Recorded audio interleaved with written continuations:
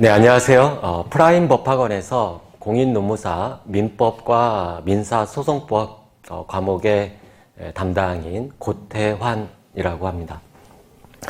여러분한테 지금 이 시간에 이 자리에 선 것은 이번 2020년도 노무사 1차 민법에 대한 간단한 총평과 그리고 어떻게 대비해서 내년도 시험에 필수, 반드시 필합격을 할 것인가에 관한 공부 방법을 간단히 소개해드리고자 합니다. 이번 시험에 여러분들이 많이 어려워했다라는 것을 좀 느낄 수는 있어요. 주변에서 얘기를 들어보면. 제가 문제를 검토한 결과로는 여러분이 좀 당황스러울 수는 있겠지만 문제가 이상한 문제 또는 어떤 지엽적이고 출제돼서는 안 되는 그런 문제가 아니고 가장 합리적이고 당연히 예상할 수 있는 그런 범위 내에서 출제되었습니다. 그러니까 출제 자체에는 아무런 문제가 없어요. 특히나 우리 시험 경향과 관련해서 출원인이 계속 늘어나고 있습니다. 여러분한테는 좀 안 좋은 소식이죠. 경쟁이 심화될수록 공부는 좀 더 경쟁에서 살아남기 위해서는 열심히 해야 되기 때문에 기본적인 경향이 출원자가 급격하게 늘어나고 그리고 우리 노무사 자격증이 사회에서 상당히 각광을 받고 있는 그런 상황에서 어떤 사회적 책임도 있죠. 그렇기 때문에 출원자가 늘어나면 걸러낼 수밖에 없어요. 합격자의 정원은 정해진 게 있단 말이에요. 그러면 이를 걸러내는 것은 시험에서 어쩔 수 없이 걸러내는 수단으로 어떠한 걸 택하느냐 두 개가 있죠. 하나는 너무도 터무니없는 수단으로 걸러내는. 그런데 이건 욕을 먹기 때문에 곤란해요. 다른 과목에 비해서 민법에서 걸러내기는 아주 쉽습니다. 민법은 그 양이 무진무진하게 방대하고 우리 시험에서 중요함에도 물어보지 않은 이미 시험의 다른 객관식 기출시험에서 노출된 쟁점이어서 터무니없지 않고 충분히 예상 가능한 그런 내용들인데도 출제되지 않은 내용들이 많습니다. 더군다나 사례 문제, 기존에 출제됐던 쟁점이라 하더라도 사례로 엮으면 정확하게 아는 사람만 맞출 수 있어요. 즉, 합리적인 수단을 통해서도 충분히 합격자를 걸러낼 수 있기 때문에 예상컨대 민법의 그러한 난이도는 계속 증가할 겁니다.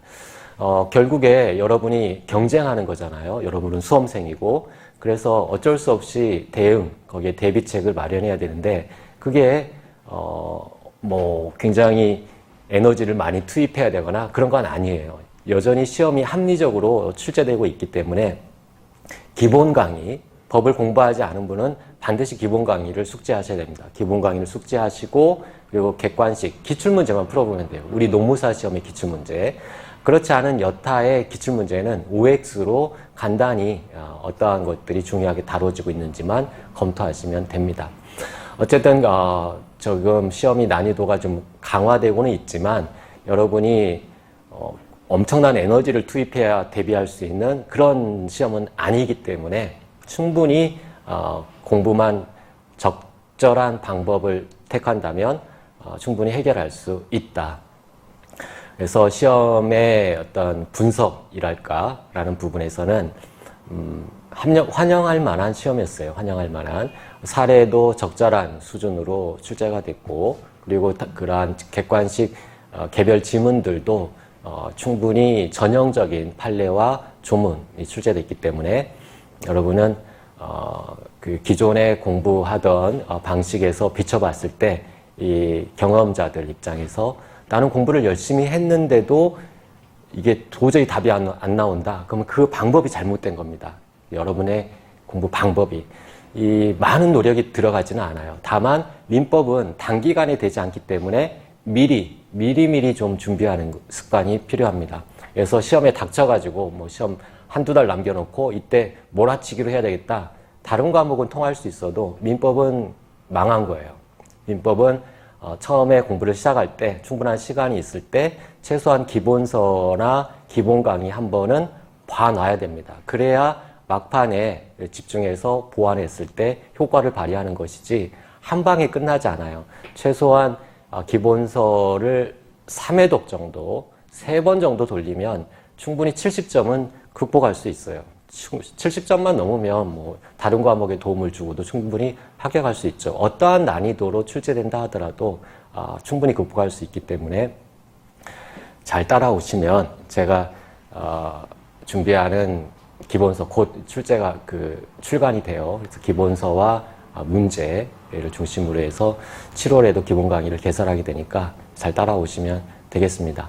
간단한 공부 방법론을 말씀드린다면 우리는 법을 배우잖아요. 민법은. 그래서 가장 중요한 건 법조문이에요. 법조문. 이 법조문에서 한 50% 이상 출제된다고 보시면 돼요. 법조문. 근데 법조문을 이걸 암기해야 되느냐? 이 법조문 모두가 중요한 게 아니라 일부 조문에 출제에 포인트가 있어요. 이번 시험도 마찬가지예요. 일부 중요한 조문. 이것을 암기를 해야 되는데 이게 그냥 생으로 암기하는 거냐? 그렇지 않아요.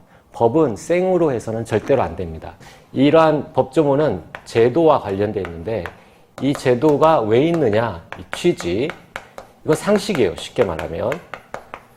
미성년자 보호해야 된다. 제한능력자 보호해야 된다. 의사표시에 사기 강박이 있으면 그 사기 강박을 당한 자 보호해줘야 된다. 취소해줘야 된다. 다른 사람을 위해서 법률 행위를 하는 대리 행위를 했을 때는 본인에게 어떤 효과가 발생하느냐. 또 거래 안전은 어떻게 확보할 것이냐. 이러한 법에서, 우리 민법에서 논의되고 있는 취지, 상식이에요. 가슴으로 이해한다라는 얘기죠. 가슴으로 이해. 이를 하게 되면 이 법조문은 자연스럽게 들어오게 돼요. 이걸 뭐 어려운 말로 하면 리걸 마인드라고 하는데 그런 것까지 필요 없어요. 우리 그냥 일반적인 상식에 비추어서 이걸 읽고 그렇겠네 어느 정도 이해하면 법조문이 어느 정도 머릿속에 들어오게 되고 그것이 함정, OX로 함정을 어떻게 파는지 이 부분은 객관식 기출문제 한두 번만 풀어보면 함정은 이미 다 노출되어 있거든요. 그래서 그 함정에만 주의하면 100% 극복이 가능합니다. 그다음 두 번째는 이 법조문과 관련된 판례예요. 이 판례는 굉장히 많아요. 무궁무진. 그러나 우리 시험에 뭐 지역적인 판례가 시험에 출제되는 건 아니에요. 물론 한두 지문 출제되기도 하지만 그건 무시해도 되는 수준이에요. 그러니까 판례 이 전형적인 리딩 판례, 교과서에서 소개되어 있는. 그래서 이게 각 교재의 특성은 이 부분에서 좌우하죠. 어떠한 판례를 뽑았느냐, 그리고 뽑은 판례를 이 법조문과 체계적으로 어느 요소에 물 흐르듯이 논리 연결되게 판례를 배치했느냐. 이게 이제 각각의 우리 수험시장에 여러 개의 교과서가 있는데 그건 각 저자마다 능력의 차이가 있고 또 포인트를 주는 부분에 차이가 있기 때문에 이것이 책의 성격을 달리합니다. 저는 이 부분에 상당히 중요도를 두고 이것을 정확하게 선별을 해서 정확한 위치에 정확한 흐름과 체계를 잡아서 서술에 놓는 데다가 초점을 뒀어요.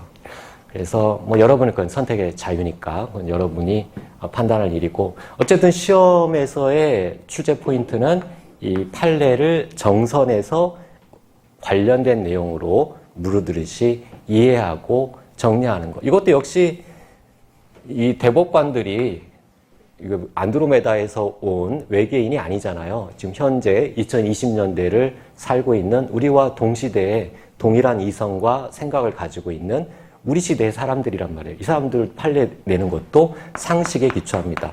그래서 이러한 판례를 왜 냈는지 일단 가슴으로 이해한다면 암기하는 게 아니에요. 즉 결국 모든 이 법은 암기로 가게 되면 망합니다. 암기는 망하는 지름길이에요. 절대 여러분이 공부를 열심히 했는데 점수가 안 나온다. 이해가 없이 암기, 단편 암기로 들어갔기 때문에 그럽니다. 법 과목은 절대 암기가 아니라 이해를 전제로 하고 그것이 상식에 기초해서 가슴으로 느낀 다음에 함정, 어느 부분에서 함정 포인트를 받는가 그걸 기출문제로 해결하면 70점이라고 그냥 겸손하게 얘기했지만 거의 90점, 100점 가까이도 당연히 맞을 수 있는 우리 시험입니다. 그러니까 여러분이 저를 믿고 잘 따라오신다면 굉장히 좋은 결과를 얻을 수 있을 거예요. 교실에서 반가운 얼굴로 뵙기를 고대하겠습니다. 감사합니다.